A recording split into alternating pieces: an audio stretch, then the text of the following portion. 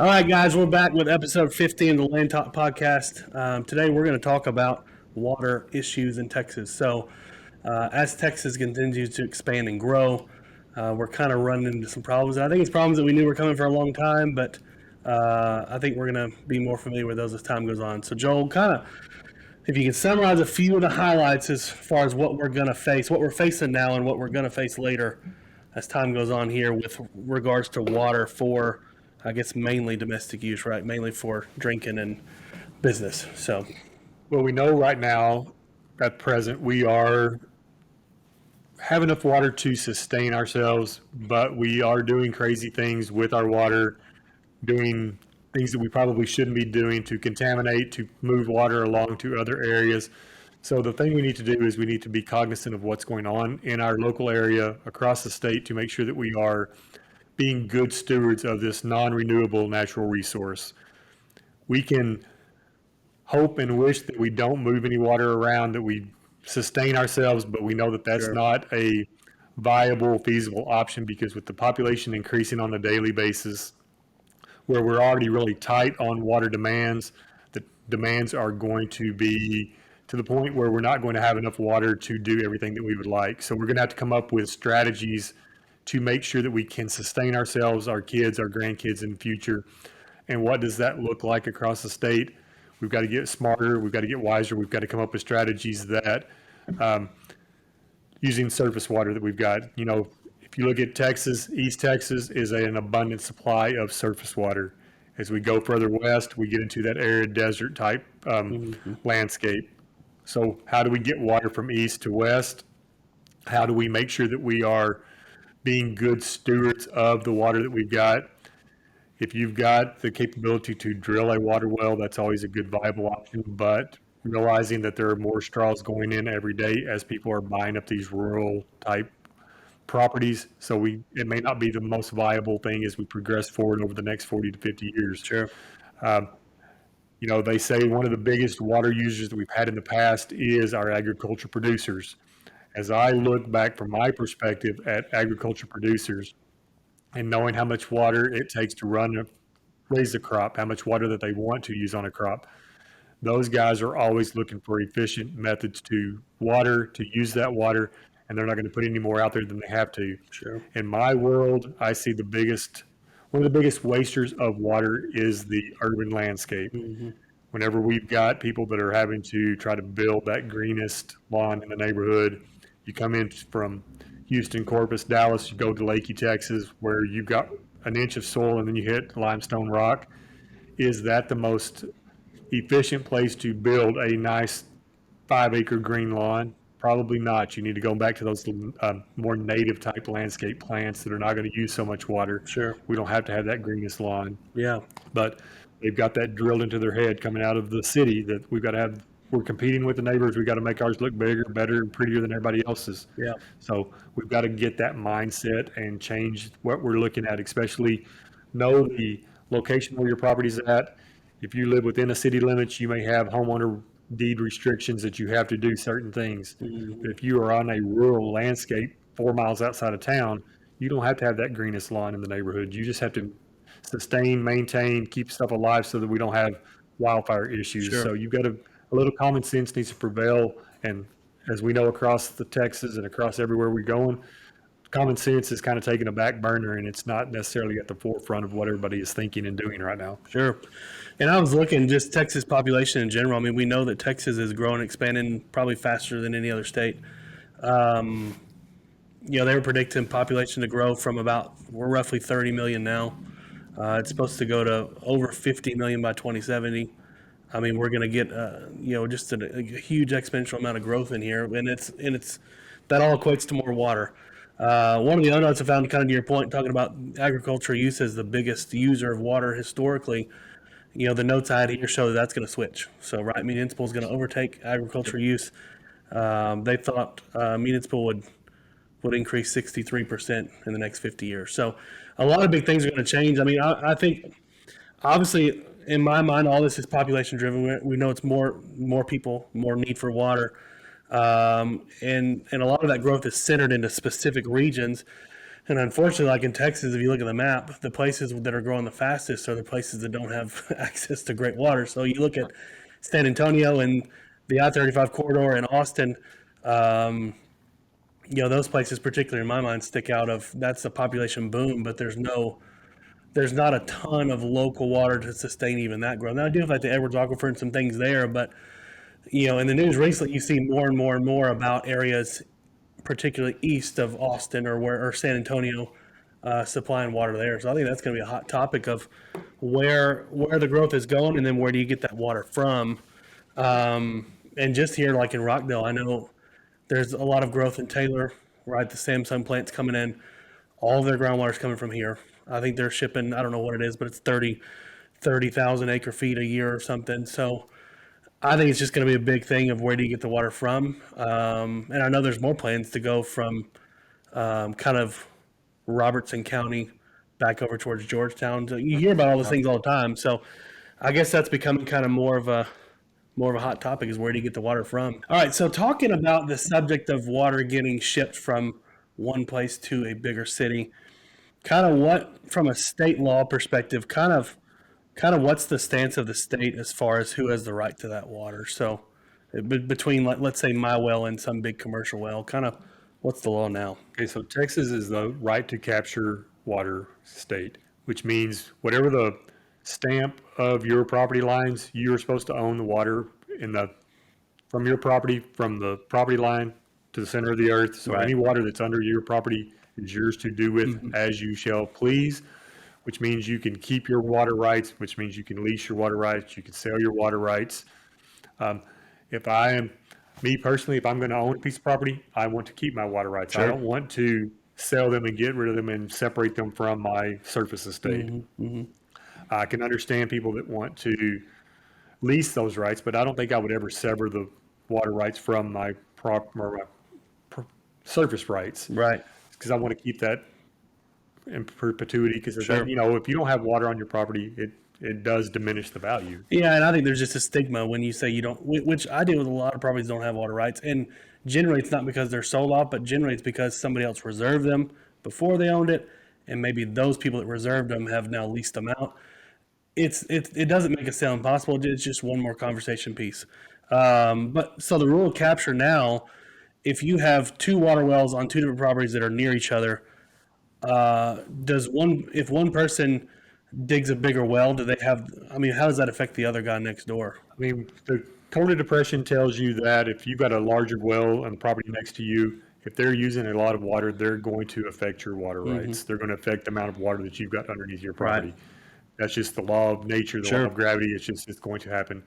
I mean, most of our neighbors are not in the business to take our water. That's not their intentions. Yeah. But if they've got a 600-foot well, we've got a 300-foot well, and they're doing irrigation, they are going to adversely affect Sure. our well over time. It Right. may not be an immediate first year, second year, 10th year, but at some point, if they overproduce out their well, they will adversely affect the well. And then and we're not attorneys. I'm not going to pretend to be, but from a legal perspective, there's probably nothing wrong with the guy with the bigger well taking more water. That's the way the law is set up now. So now I don't think they do it nefariously. If somebody's pumping water to it maliciously, drain your well, that's probably a problem. But And state rules say that you have to if you drill a well, you're supposed to be 50 feet off your property line. Your neighbor has to be 50 feet off their property line. So that should put a minimum spacing between wells of 100 feet. sure, Now, we know that there's wells that have been around for. yeah, grandfathered in. Grandfathered wells, property's been subdivided among families, among whatever, and we've got wells right on property lines.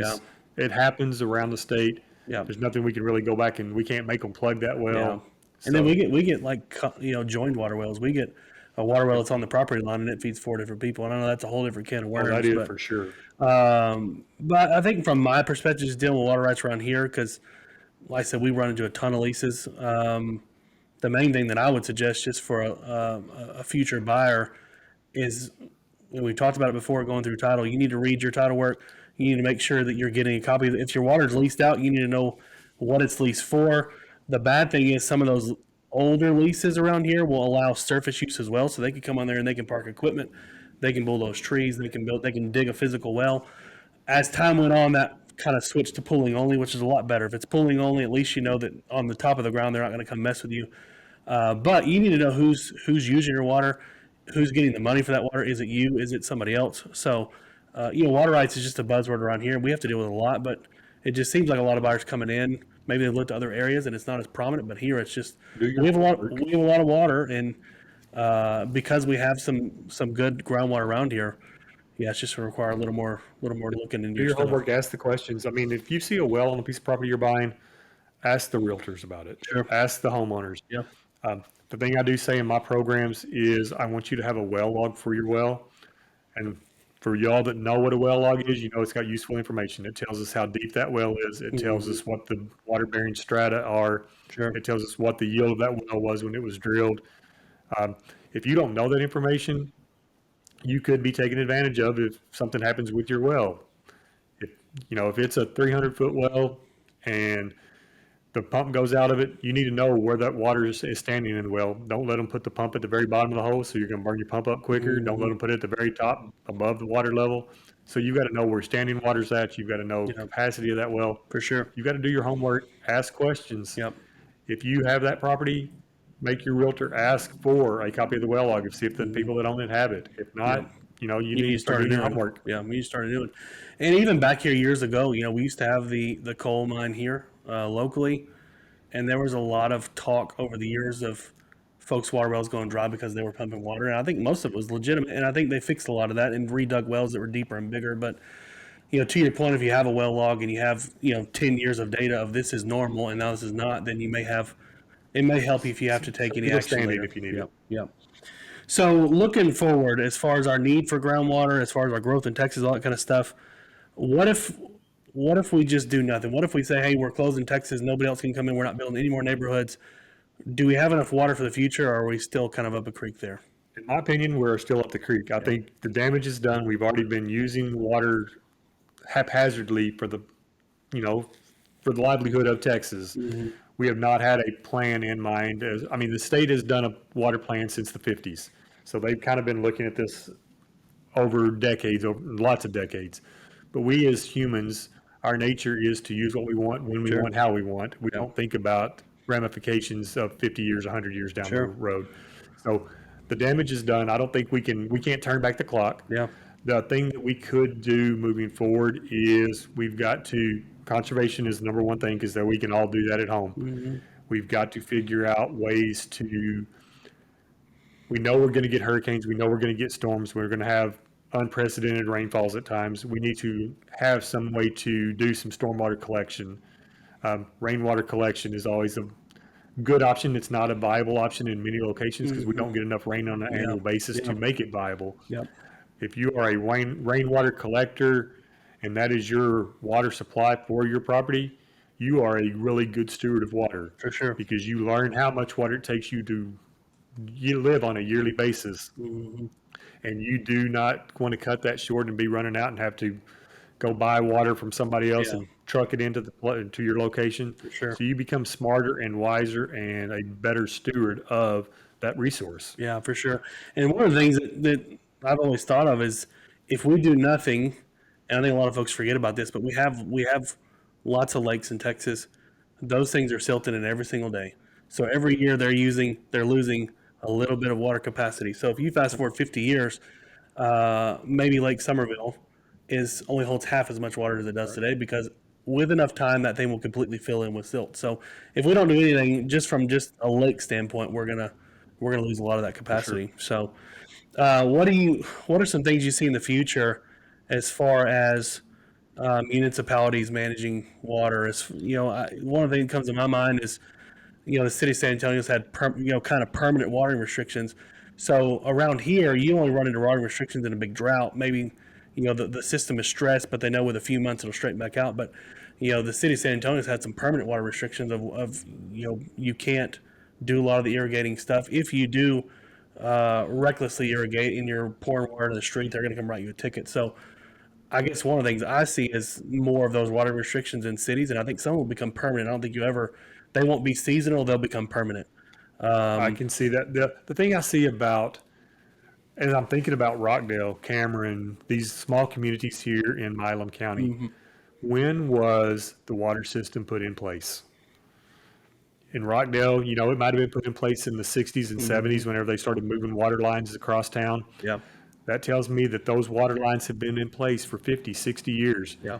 Is that water line still in as good a shape today as it was 50 or 60 Right. years ago? We know it's not. Yeah. The other scary thing So is, I know, like, particularly water systems around here, the amount of loss they have that's would where I was going. astound you. How much water Yeah. loss are we getting?